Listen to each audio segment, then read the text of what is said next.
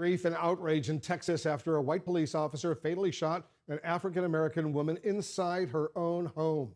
That officer has now resigned and may soon face charges. Brian Todd is on the story for us. Brian, give us the latest. Wolf, tonight the Fort Worth police are profusely apologizing to the family of Atatiana Jefferson, saying basically they don't know why this officer did what he did. The police are promising a full investigation tonight, which the victim's family basically has no trust in. Today, the interim Fort Worth police chief identified the officer who allegedly shot and killed Atatiana Jefferson as Aaron Dean, who he said had only been on the beat for a year and a half. The chief said Officer Dean resigned today from the force and now faces criminal charges. None of this information can ease the pain of Atatiana's family, but I hope it shows the community that we take these incidents seriously. On police body cam video, an officer is seen approaching a door of Jefferson's home in Fort Worth. The screen door is closed, the solid door is open, and the lights are on inside.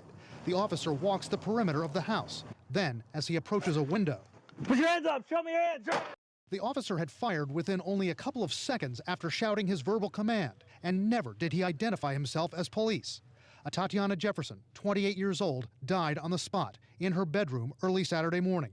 Tonight, her devastated family is demanding justice and accountability. This man murdered someone. He should be arrested. The Fort Worth police are coming under enormous scrutiny tonight, in part because they're conducting their own investigation into Jefferson's death. Jefferson's family and their representatives say they have no trust in that and are demanding that federal officials step in to investigate what they say are obvious breaches of protocol. They just made common sense mistakes. They passed an open door. They failed to announce themselves. They passed a second open door. They failed to announce themselves. They creeped around the back of the apartment and entered a closed gate.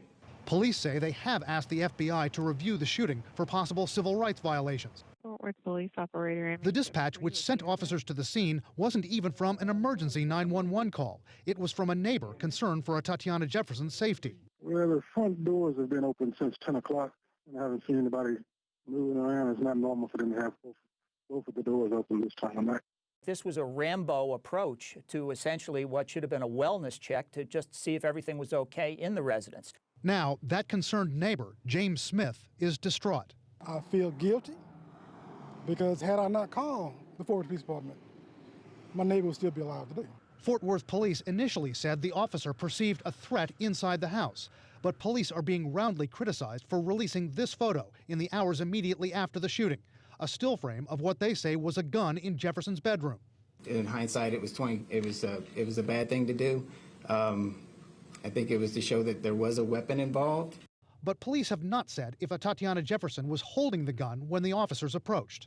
By the way, it's perfectly legal for somebody to possess a firearm in their home in Fort Worth, Texas. She has a right to protect her own home from what she probably thought were burglars in the backyard.